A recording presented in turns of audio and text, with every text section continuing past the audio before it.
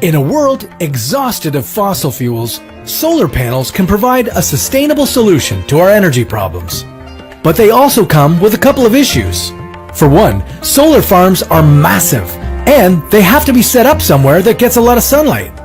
Now, if only we had a large mass of unused land that gets guaranteed sunlight every day.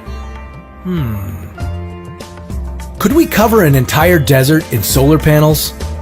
Would that be enough to power the entire world? This is What If, and here's what would happen if we covered the Sahara Desert with solar panels. If we covered just 1.2% of the Sahara Desert in solar panels, we could harness enough power to meet the energy needs of the entire world. How would we overcome the geopolitical and financial obstacles involved? And how could this project thoroughly change the desert's climate? Usually, a solar farm is built to prevent changes in the environment. But if we built one in the Sahara, it might cause some changes of its own. If we lined the desert floor with giant solar panels, it would double the rainfall in the region and increase vegetation cover by about 20%. Sound a little unbelievable? Well, let me explain. Saharan sand is unusually light in color, which means it tends to reflect a lot of light and heat back up into the air. If we covered the sand in dark solar panels, it would mean that more sun would be absorbed and the ground temperature would increase. Warmer air rises to areas in the atmosphere where it's cooler, and moisture there condenses and falls as rain. Before you knew it, one of the most extreme climates on Earth would undergo a significant makeover. So, if these solar panels would not only provide sustainable energy solutions, but also add much-needed greenery to our largest desert, then what are we waiting for? Shouldn't we be out there building these things already? Well, it's a little more complicated than that.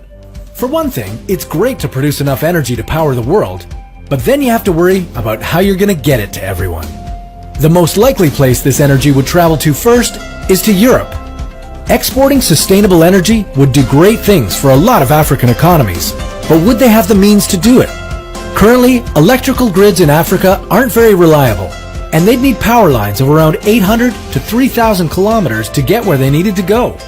Transporting power over long distances leads to power loss of up to 10%, which means that an already expensive project would get even more pricey.